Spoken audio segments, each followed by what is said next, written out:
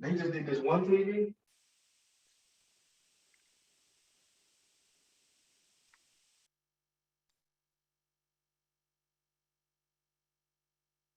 No.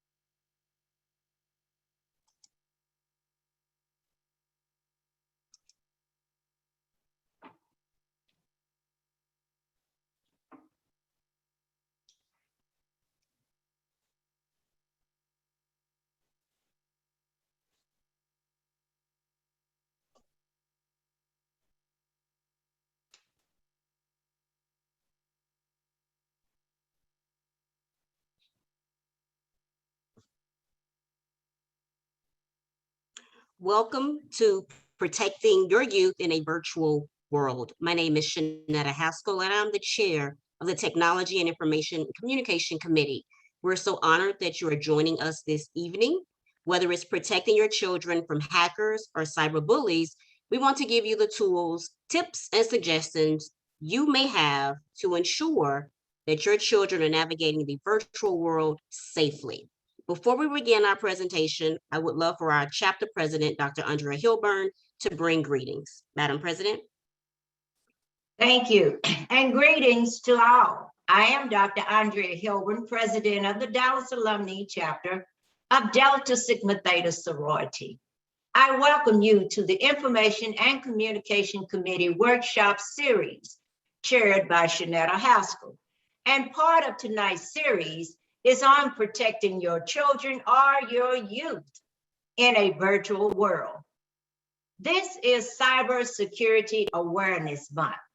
Did you know that in the virtual world, technology could pose risk for the safety and welfare of children and youth?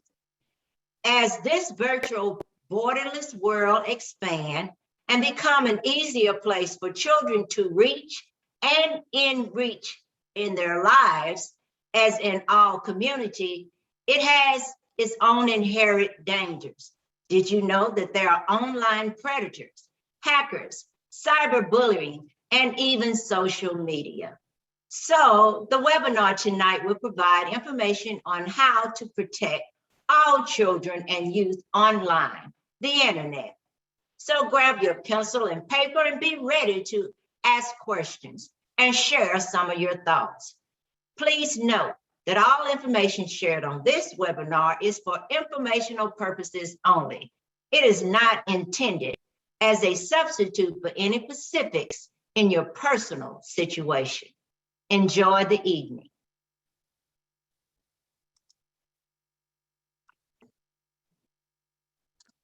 Thank you, Madam President. The Dallas Alumni Chapter is fortunate to have our very own resident cybersecurity expert, Mrs. Felicia Long. Felicia received her bachelor's degree in computer science from the University of Texas at Austin. It is there where she became a member of Delta Sigma Theta Sorority Incorporated through the Epsilon Beta chapter. She has over 22 years of combined experience in information technology and security. She is a certified information system security professional and currently leads a team of cybersecurity policy analysts at a global auto finance company. She is a wife and mother of 3 extraordinary children. So ladies and gentlemen, please welcome Mrs. Felicia Long. Thank you so much, Sora High School.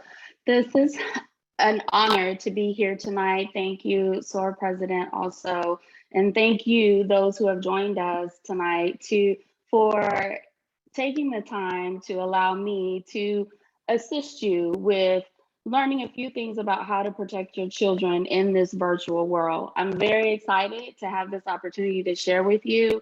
As was mentioned, I'm a cybersecurity professional for a global auto finance company. So I spend my daytime ensuring that my company's business, employee, and customer data is safe and protected.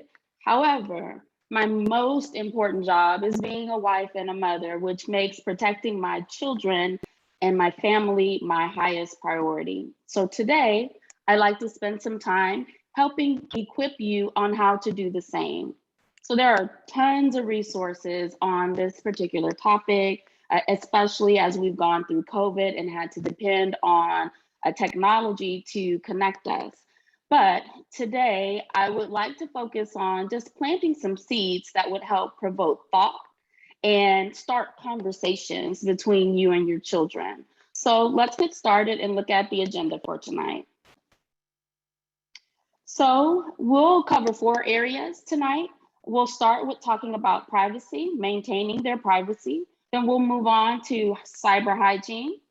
We'll look at parental monitoring, and then we'll discuss digital citizenship.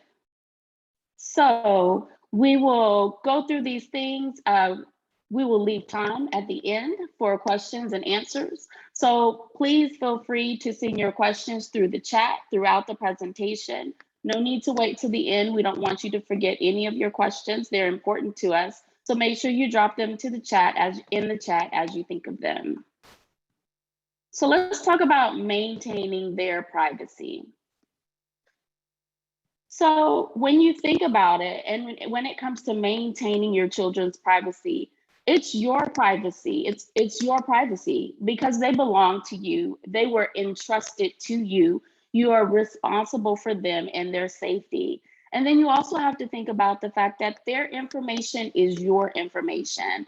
They live at your address, they ride in your cars, they spend your money. And we need to make sure that in order to fully protect ourselves, we must ensure that they are protected too. And then it's their life. When it comes to the things that cyber criminals are looking for in their motivation, when it comes to children, many times, if it's not financial gain, it's physical safety. It's those that are seeking to, that predators that are seeking to harm your children or your family. So by protecting their privacy, you are also protecting their physical safety. When you think about the information that you or your children may share online, it lets people know who you are, tells them where you are. For example, your pictures or the tagging someone may do on Facebook or on any other social media platform can indicate your current location and disclose your patterns. And that by knowing those things, people also know where you aren't, when you're not home, and when you may not be home for an extended period of time, such as on a vacation. And then also the things that we share online also give insight into what we have, what possessions we might have that may be of a desire to someone else. So since it's our privacy and it's their life, we have to protect them. And there are various things you could be familiar with when it comes, or you should be familiar with when it comes to that.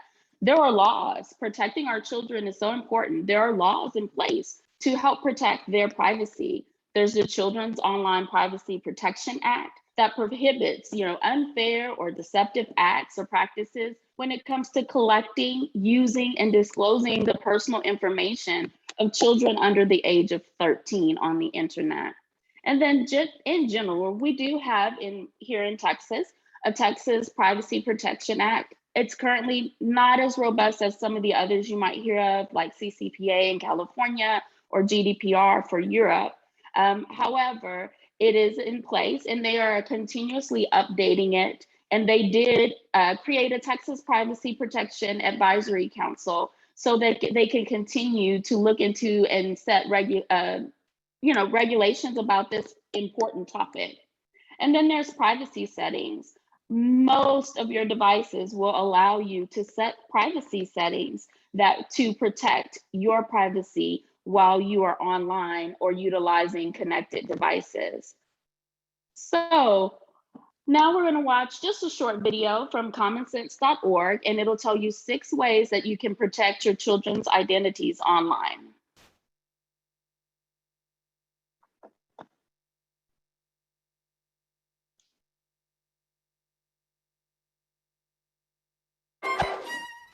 Here are 6 ways your kids can protect their online identities. Number 1, share carefully. Don't give out personal information, photos, and passwords to strangers. Number 2, go private. Always turn on privacy settings and limit location services. Number 3, log out, especially after using shared computers. Number 4, mix up passwords. Use different passwords for different apps and sites. Number 5, avoid clickbait. Skip quizzes and random questionnaires. And number 6, choose wisely. Pick an appropriate username. For more tips, visit us at commonsense.org. So the video was very insightful. There is tons of more information out there for you when it comes to protecting your children and their identities. But we're going to move on to cyber hygiene now. So what exactly is cyber hygiene? So cyber hygiene is the practice of, creating good habits that protect yourself online from threats and predators. So just like we do things, we have habits that keep our bodies and our houses clean, like brushing our teeth and washing dishes or vacuuming, at a certain cadence. You have to develop healthy habits that allow you to keep yourself clean and protect it online. And it's important that we share these things with our children. So let's think about when we think about what we're going to protect. So when you need to protect something, the first thing you have to do is inventory. What am I trying to protect? Because you have to make sure that you have all the coverage you need to protect yourself and your family. And so at this point, we're going to take a poll about what we call the Internet of Things. Think about how many connected devices your family owns. And let's see how many we come up with. Just think about all of those things that may be connected to Wi-Fi, mobile devices, smart anything, things like that. How many of those devices do you have in your home? Do you have 1 to 6, 6 to 15, 16 or more?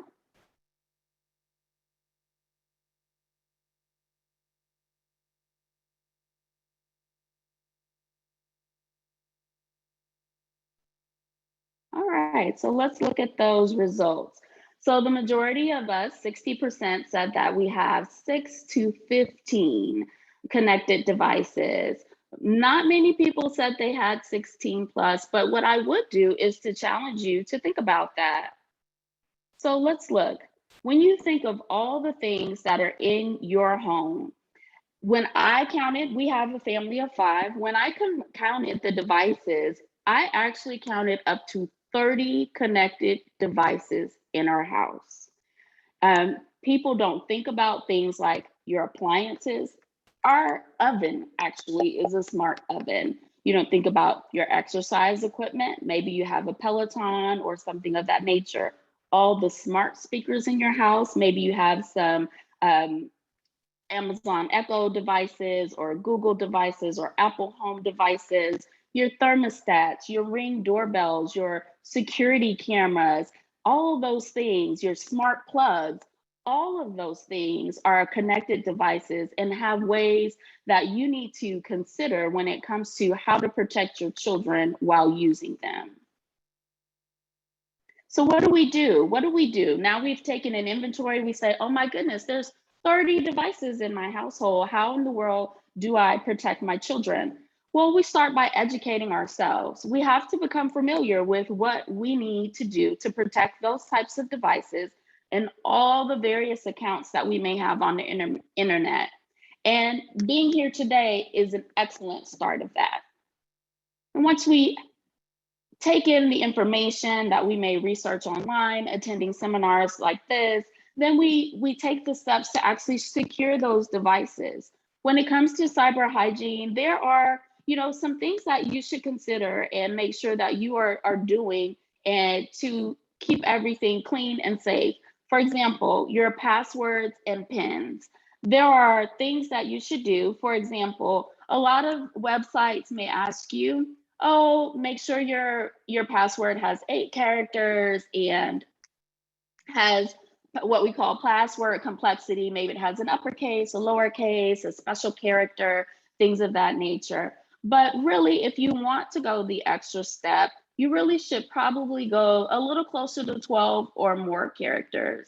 And then in this day and age, we're to the point where we're trying to move past what is considered traditional passwords into pass phrases. So things that are longer, that mean something to you, that may not necessarily mean something to someone else, or that they may not recall. I personally advise a hybrid approach.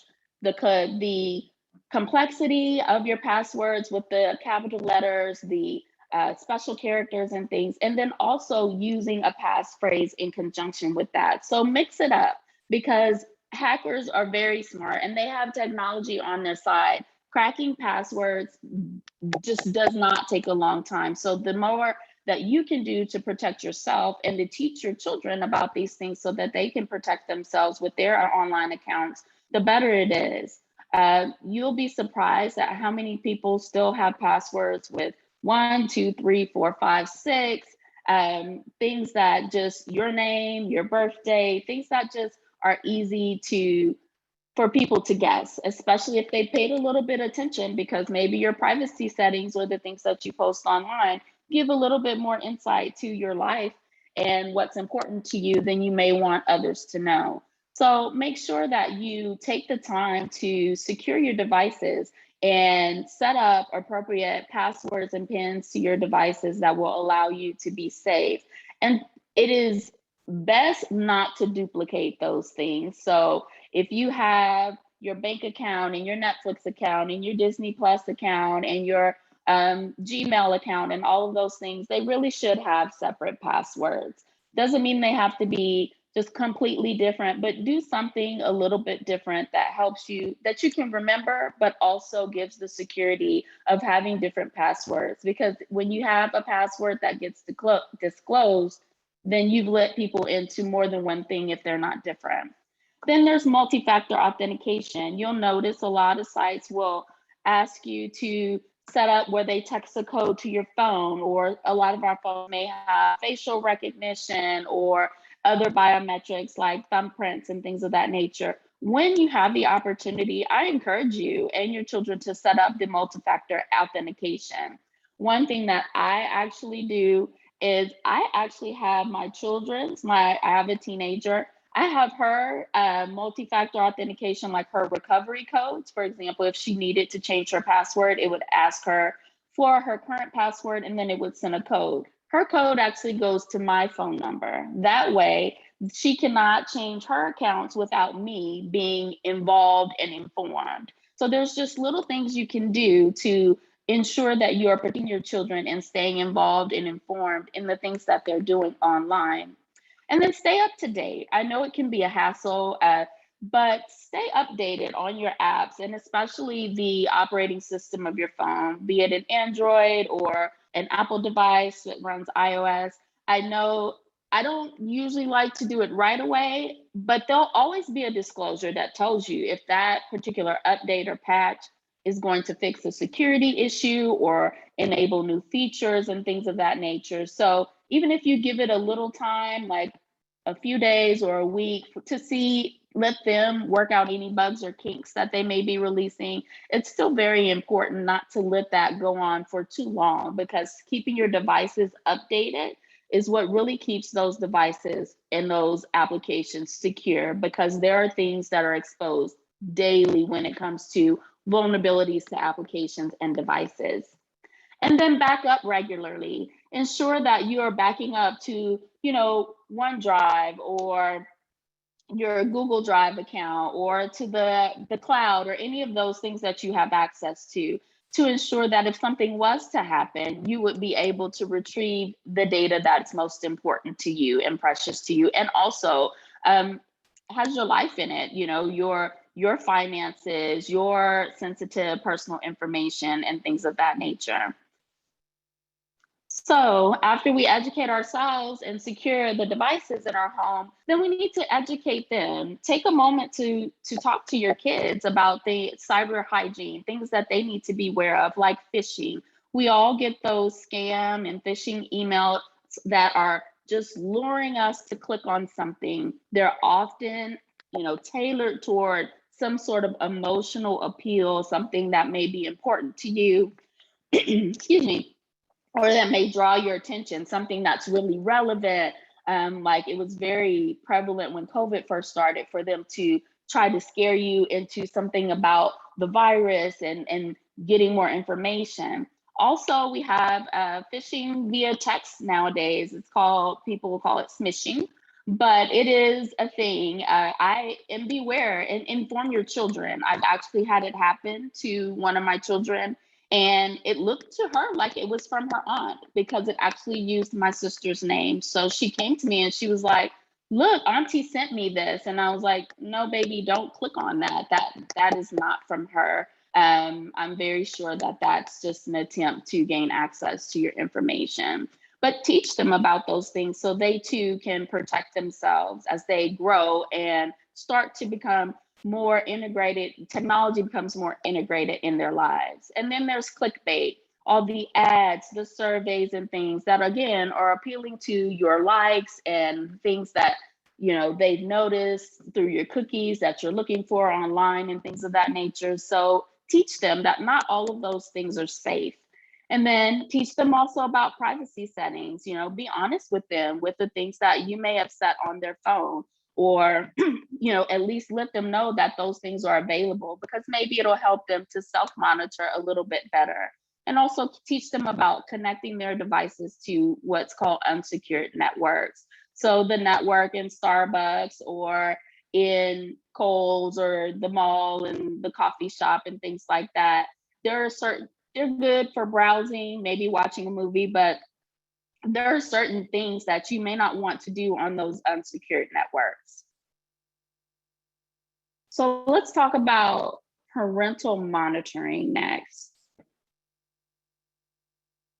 So when comes to monitoring your children, I really do think that you have to be paying attention to them. And I know it's hard for us because we feel that as our kids get older, maybe we try to, give them more responsibility, more leeway, but sometimes those are the times that we need to pay a little bit more attention to what they're doing and the things that they're into. So when it comes to their physical location, there are tons of apps out there, and then also some just embedded innate capabilities to some of the devices you have to track your children's physical location, or allow them to send emergency messages when they may be in distress. So and track their driving habits if you have a child that's old enough to drive, just something that lets you know that they're safe. And then also monitor their online activity, ensure that they're staying safe and being representing themselves well when it comes to the things that happen online.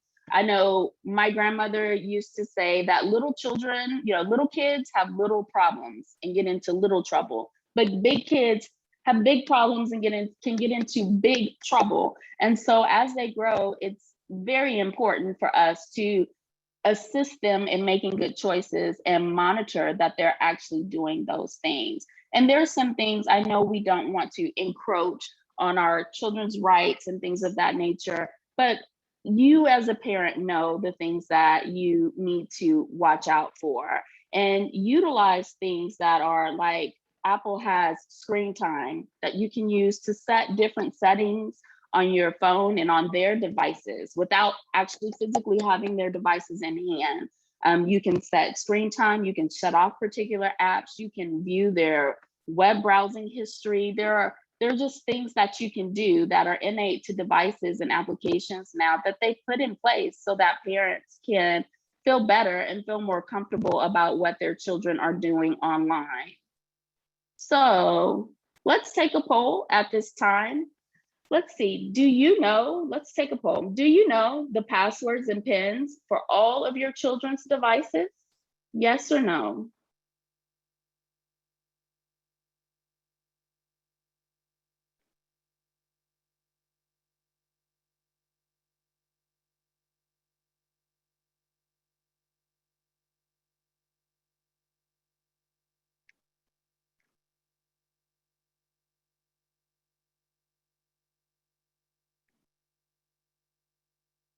All right, so it looks like 52% do not know the passwords and pins to all of their children's devices, and 48% of us do. It is always a personal choice how much or how little leeway we choose to give our children, but I would encourage you always for the just in case. In my household, I do not hand over a device that I paid for without first setting up a login for myself. So in my teenager's iPhone, my face unlocks it just like hers. Her PIN was set by me, and then I also control the screen time and things of that nature. So it gives me the ability, should I ever suspect that she may be getting in over her head, to get involved, to understand, and not even just to snoop, but it also lets her know that I have that capability. So because she knows at any time, especially if she may be getting into a little bit more things or making some poor decisions, that at any time I'm able to pick up that phone and see what's going on. It's also good to know where your devices are physically in your home, because it helps with our next point. So when we look, we have to be aware of the warning signs. So there are always signs. Sometimes you'll see your children take their phone or tablet into the restroom and not come out for a very long time, or they may hide or put down their device quickly when you come into the room, or they might start locking doors when they didn't lock doors before. Pay attention to those things. And then that may be when you feel like you might want a little bit more monitoring, when you may want to look through, and sit down and be honest with them, and that's your choice. And say, I have this capability and I've trusted you with these things. I've noticed some things and I'd like to talk to you about them. So take the time and have those conversations and notice those signs. And then also pay attention to the things that are just popular. All children are subject to peer pressure. There are all sorts of things out there on social media, trends that are in place, and staying abreast of those things would be very helpful, because even if your child chooses not to participate, you know what they may be subject to. So it's important that we stay on top of those things and understand what the repercussions of some of those actions are, because not every social media trend is some cute dance to a popular song or things of that nature. There are some that are very harmful, and we're going to take a look at those. But before we do, there are a few logos on the screen, and those are just a few of the very many things or applications out there that can help you in monitoring your children's online activity and or their physical location and locations of their devices. So feel free. It's completely up to you. I just wanted to put some, things out there in case you didn't know where to start. And once you Google one, you'll start to notice others will pop up, and you'll be able to take a look and see what might work well for your family. So let's look at social media and some things that are going on social media.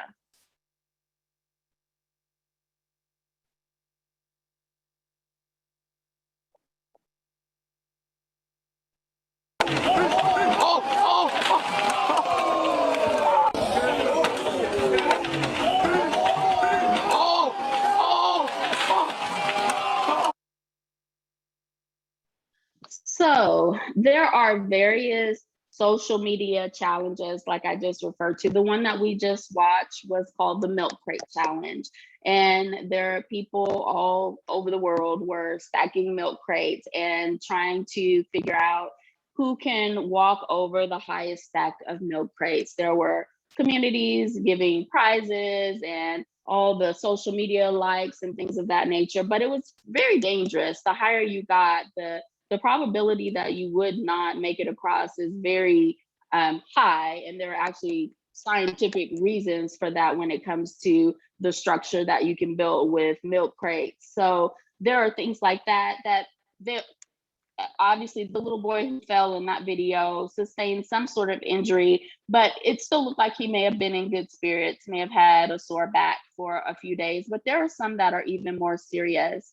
For example, the fire challenge. The fire challenge was a challenge where children would douse themselves in a flammable liquid and then set themselves on fire and then attempt to put themselves out. As you can see, this is a true picture. This little boy suffered very harsh burns to his face. There were several, many individuals that have significant degree burns because they participated in this challenge, also that it could be filmed and put out on social media.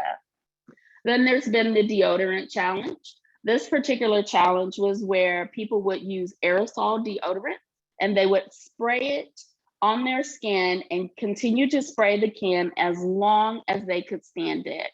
Well, this is what happens when you do something of that nature because of the way the aerosol spray is conducted, the chemicals in the deodorant and things of that nature. It could cause damage to the skin. But this was something that was on social media, so there were millions of people trying it. We also had the penny challenge.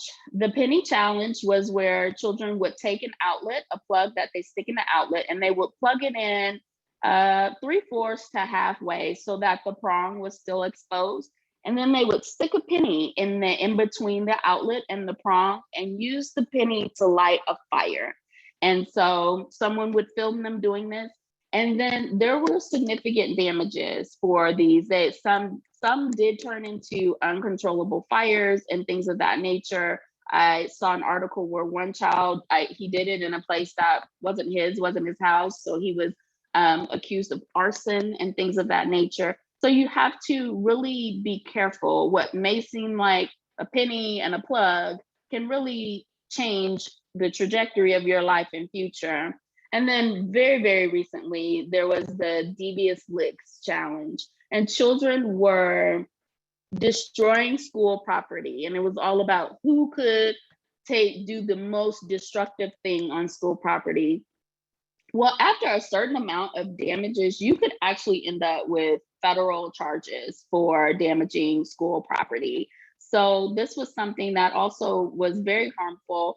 And there were schools in the Dallas area that had to shut down restrooms and things of that nature because children just weren't doing, they were going in there and destroying things, taking water fountains, taking down the faucets, things of that nature. So you have to be careful, and it's very important to be abreast of all of these things. I will tell you the October challenge was the Slap a Teacher challenge, and you will see very colorful responses from teachers concerning the Slap a Teacher challenge. But that there are just things that can hurt your child's future, their education, harm them physically. So being abreast of these things and being able to talk through these things with your children is very important. So the last topic that we'll talk about briefly before we get to questions is what we call digital citizenship. So what makes a good digital citizen? It's the safe, responsible, and appropriate use of technology. As you see, there are several just keywords on the screen. We will all use technology for research, communication, entertainment, but when we use it, we should use it in the right way, in a way that's respectful and courteous, that allows us to seek and know and understand the opinions of others in a respectful way, even when we disagree with people or when they may not look like us or have the same beliefs as we do, to voice what we feel in a courteous and polite way, and to take a stand for things like cyberbullying that should not be tolerated. And then if things get out of control, if you're exposed to something, feel comfortable enough to talk through that with an adult and talking to someone if you see something that bothers you. So all of these things are things that we can talk to our children about, because if they can be safe and responsible and use their technology appropriately, then it will enhance their lives. But misuse has physical, financial, future education, future opportunities. It can really hinder and hurt some of the things that they may want to do in their life in the future. So how do we raise good citizens? So let's talk about it. How about we can start, one way to start is by creating a contract between you and your children. When my oldest got her phone, we did that. We sat down and we created a contract. We wrote down the things that she was allowed to do on her phone, without permission, because we wrote down the things that she needed to ask permission before she did. And we talked about what would be the consequences. What would it look like if she did not follow any of those rules? What would happen? So take the time to discuss those things. Have a child and parent tech contract. There's also, and I'll give you the link. So there's a link to the child and parent tech contract that's out there, and that will be in the resources for this presentation. And then the rules and tools checklist, things that you can go through, rules with your children, and then tools that you can use to monitor and engage with them when it comes to their use of technology. Discuss cyberbullying. Cyberbullying is very prevalent and it is very, very harmful. because of the way social media is starting to affect the self-esteem and self-concept and identity of our children, then cyberbullying has just had huge ramifications on the way our children make decisions.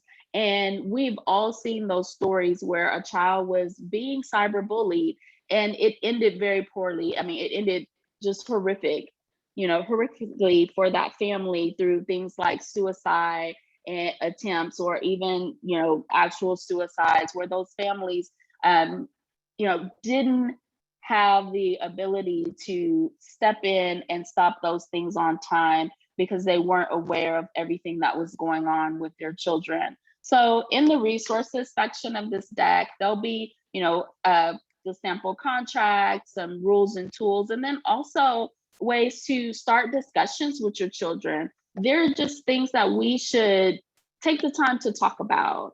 And whether it's cyberbullying, whether it's social media trends, whether it's about how, when they may not have made good choices and we've had to take some technology away, how does that make them feel? So that you understand if they're developing, a dependence on technology, or if they're hiding behind technology to not deal with something. There are all sorts of things out there that you can do to just sit down and have open communication with your child so that you have a better insight on how their technical, the activities they use technology for really is affecting their life and their well-being. And then finally, be a good role model. We have to realize that we are the person that our children are looking to. We are the people our children are looking to in order to determine what's right from wrong. If we're always posting the kissy face selfie, or we're always online, if we have our phones at the dinner table and things of that nature, if we can't sit still in a waiting room or in a restaurant without playing on our tablets, then we can't expect for our children to have any better habits than we do. And don't take for granted that you may be paying bills or having Bible study or things of that nature on your phone, but they may not know that because that may not be part of their world yet. So they may assume that you're always on your phone too. Why is it a big deal for me? Not understanding the things that you have to use your technology for as a parent. So I'm glad that you took the opportunity to join us today. There were on the resources slide, there are a few things. There's a link, questions that you can talk to your children about technology. It's about 2 pages and it has some pretty good questions on it, some very good questions to spark conversation, things that even I would not have thought of to ask my children when it comes to their relationship with technology or cyberbullying and social media. So that resource is on cyberbullying.org. And then there's various things. The tech contract that there was a screenshot of is here linked. The rules and tools check link is linked. A guide to parental controls. There are so many things out there that you can choose from when it comes to parental controls. So there's a guide that I posted in the resources, a couple of them, and then some government resources about the Children's Online Privacy Act, and then how to keep your children safe online. So feel free to utilize those resources as a starting point. But again, there's so much information out there. So you just have to take the time, research, and determine what's the best fit for you and your family. Okay, so we can move on to questions and answers now.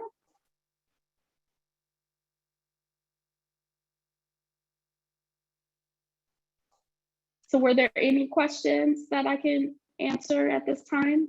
We do have a couple of questions. Let's see, Dr. Latanya Bias, she asked early on in the presentation, you mentioned a law, and she wanted to know the name of that law, but I do think that it was answered in the chat. So Okay. Dr. Bias, please, if we need to go back to that, let me know. Then there was also another question. Cheryl Anderson asked, what is your opinion on digital password wallets? I think they're helpful. I think that when it comes to being able to create strong passwords that you're going to remember, if you look at how many accounts that you may have in the upward of 100 or so accounts that you have, and to create very secure passwords for all of those accounts, it can be hard, and you could find yourself locked out of something right when you need it. So taking the time to find a good one, a good password manager, and even ones that may do suggestions for you on what may be a very, because sometimes it's hard. You're like, man, I already use this and I use that. What can I use? And it can suggest or create those secure passwords for you. So I do encourage it. Right. And I myself personally, I use one called Codebook, and I think LastPass is one of the more popular ones. So you're exactly right. There is a question here. Do you create new parent-child contracts for your children, or do you amend old ones? I personally, I have 3 children and they are all very different. So I may start with one, but the things that I'm concerned with one child may not be the exact same things that I'm concerned with another child. And then, so I do, everybody's contract is different because you have to understand what may entice that child, how subject that child may be to peer pressure, that child's self-esteem. And there are just things you have to consider when it comes to that particular child, because they're not cookie cutters. So they're, dealing with them and being a part of how they interface with technology can't be cookie cutter either. Thank you. Is there a fee for, is it Kaspersky? Kaspersky? Safe Kids? I believe there is. I believe that they do have like a certain, they have 2 tiers, I want to say, but yes. So there are some things that you can do for free. You may be able to get a free trial, but I do know that they do have 2 paid subscription tiers, I believe. Well, and there's like a checklist on their site that tells you what all you get with one tier versus what you get with others. But I would say I do try to, what I've done when it comes to our devices, especially those we use most often, I try to stay in the same ecosystem because that allows me more control. So we all have iPhones, we all have iPads, and we have MacBooks. And not just because we love Apple, that is not it, but because I can pick up my phone, and when I get that email that says you didn't do well on your geometry test, I have turned Instagram off from where I am sitting, and you find out later. So, but I do that for absolutely free because Apple has that technology that allows us to establish what's a family, and me as the parent be able to utilize some tools to, access and monitor other Apple devices that are in our family ecosystem. Right, that's great. That's great. I am so happy that I did not grow up in this day and time for my mom to do that to me. So what would you suggest for teens who access their classes online as it relates to smishing? Education.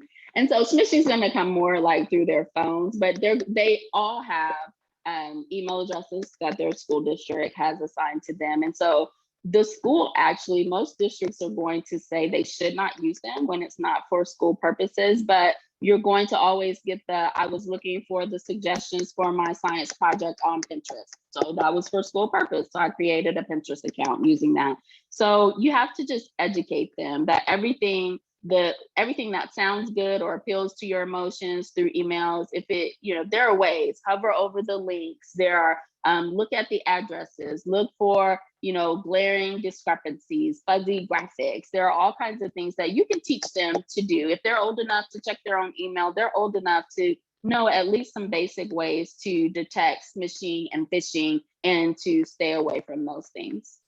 Right, that's so important too, especially in email, because a lot of times they'll send you an email and it'll really look like it came from Chase Bank, or it'll look like it came from Wells Fargo. I tell my dad all the time, just hover over the address, the email address, and you'll see that it's legitimate. And before you do any type of transaction, before you click on anything, call your bank. okay, and ask them, did you send this information to me? Okay, we have another question here. What do you do as an adult when you come across children, youth online? Asking because I use a K-pop app and sometimes there's those under 18, 21 using the same app. So again, the question is, what do you do as an adult when you come across children or youth online? So I personally, unless I have a personal relationship with that child, like my nieces and nephews, I try not to interact with other people's children, especially online. There are just things that in today's world, digitally, things can be misconstrued, misused, cut and put back together in a totally different way and things of that nature. So I just try to avoid those things. But I also teach my children to, for example, when my oldest got her Instagram account, we had rules. Everyone you think you know, you don't know. If you can't tell me their first and last name and exactly where you've met them in person before, you shouldn't be online friends. If Mr. Rogers down the street, yes, we may see him, we may wave to him, we may have even baked cookies and taken them to his house. There's no need to be online friends with him. You should not accept his friend requests. We don't know him that well, and there's no reason for him to keep up with you. So I would first, I try to avoid interacting with other people's children, especially in ways where their parents are not there and present. And then secondly, I educate my children that just because you think you know someone or recognize someone does not mean that's the proper avenue to interface with them. Exactly, exactly. Um, let's see, Nicole Tate, what is the best virus protection software in your opinion? I actually don't have an opinion about that. There are so many of them, and you're going to, depending on your system, you're going to expect like what we may call like some bloat. You might say, oh, well, I tried this one, it makes it so slow. Well, maybe your processor couldn't handle what you're trying to do with this, running in the background all the time. So I think that you really have to decide, okay, what kind of user are you? What kind of hardware are you working with? And what are you trying to protect yourself from? How much do you interact online? How much do you exchange files with other people? And then figure out what is the best solution from that. I try to read reviews. I like reviews from like PC Mag and CNET, very popular ones that you've been around for a while, and you can tell that they are legitimately trying to provide views on technology, as non-biased as they can. So I versus the mom and pop blog article that may be getting paid for their ad space or things of that nature. So I think that it's really up to you and the type of equipment you're working with, what that decision should be. But if you ever need, I would, for example, I go to Best Buy, even though I don't like to go into stores. But sometimes when it takes me a while to make technology decisions because I have to know all my options and do a lot of research. But if I ever doubt myself, one, I ask coworkers, but I work in that environment, or go to Best Buy, ask the guy at the Geek Squad, ask the, not the sales guy, because he might be working on this, but ask the guy at the Geek Squad, ask, your oldest nephew or something of that nature. And go from there if you feel that you need some more non-biased personal type advice. Okay, let's see. We had a question, but it looks as though Cassandra Henderson answered it, but it was the 6 ways to protect identities, and she was missing one. So share carefully, go private, log out, mix up passwords, choose wisely, and then avoid clickbait, right? So I have a question for you. What's the best age do you think to start exploring the topic of online safety? I think that as soon as your school district puts a device in your child's hand, which now is kindergarten, that you have lost some control at that point. There's always going to be things that you like television. You're going to talk to your kids about things they may watch on Netflix or things like, but you're more likely to watch those things with them.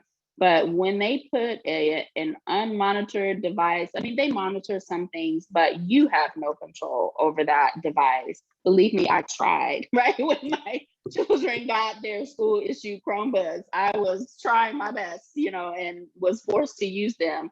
And even with this true story, during the pandemic, I had to switch my kids from their MacBooks to their Chromebooks because of some of the technology the school was using.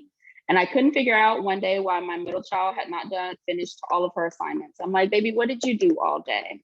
I go through her browsing history. She had watched Cardi B's WAP video.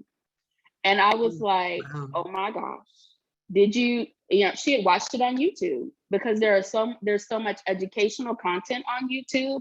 They had not blocked, YouTube in general, because they didn't want to block and have all these calls from teachers who couldn't get the thing they put in their, lesson plan done. And so we had to talk about that. What did you see? Do you have any questions? Let's talk about discernment. Did you not think in the first 30 seconds this might be inappropriate at your age? Things of that nature. It is.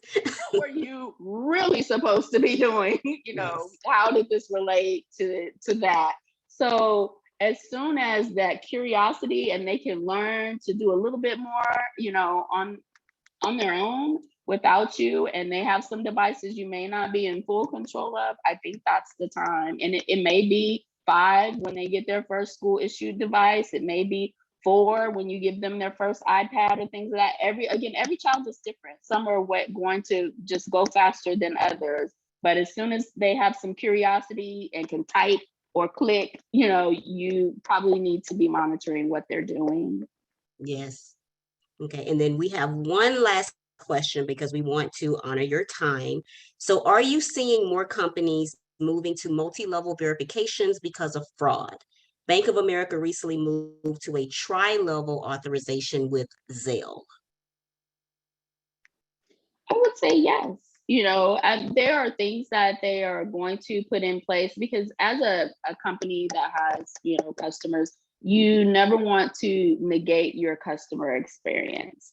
But as a company that deals with, customer data, be it health or finance or whatever it may be, there are stiff regulations, penalties, there is brand reputation, damage. There are things that will come to haunt them and hurt their bottom line if they don't put those things in place. So most of the big companies are going to try to do it in a way that's seamless or not as intrusive or inconvenient for you. But yes, you definitely will see more and more of it. Yes. Wow. Okay. So it is 7:59 and we said this would end at 8 o'clock. So Felicia, thank you so much for joining us. To our audience, our attendees, thank you so much. The presentation that she presented will be on our website, www.dallasalumni.org. Just in case you missed the resource and you may want to capture that, it will be on our website after this webinar. And so again, we thank you for joining us and we look forward to seeing you at our next event. Thank you. Have a great night. God bless. Thank you, everyone.